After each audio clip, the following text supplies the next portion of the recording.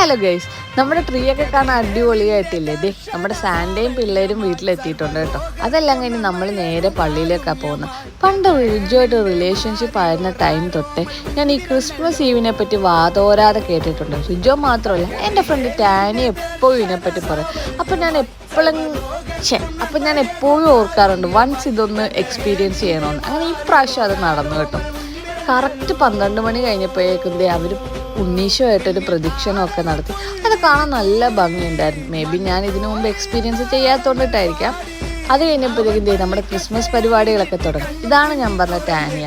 അവിടെ ഡാൻസും പാട്ടും അങ്ങനെ കുറേ പരിപാടികളുണ്ടായിരുന്നു കേട്ടോ. നമ്മൾ ഫുള്ള് കാണാനായിട്ട് നിന്നില്ല. അത് കഴിഞ്ഞപ്പോഴത്തേക്കും നേരെ നമ്മൾ ഫുഡ് അടിക്കാൻ പോയി. വിശപ്പിൻ്റെ വിളി ചെറുതായിട്ട് വന്നു. അതെല്ലാം കഴിച്ചു കഴിഞ്ഞ് നമ്മൾ നേരെ വീട്ടിലോട്ടാണ് പോയത്. വീട്ടിൽ വന്ന് നമ്മുടെ പുൽക്കൂടിൽ ഉണ്ണീശോനെയൊക്കെ വെച്ചു ഫുള്ള് സെറ്റാക്കി.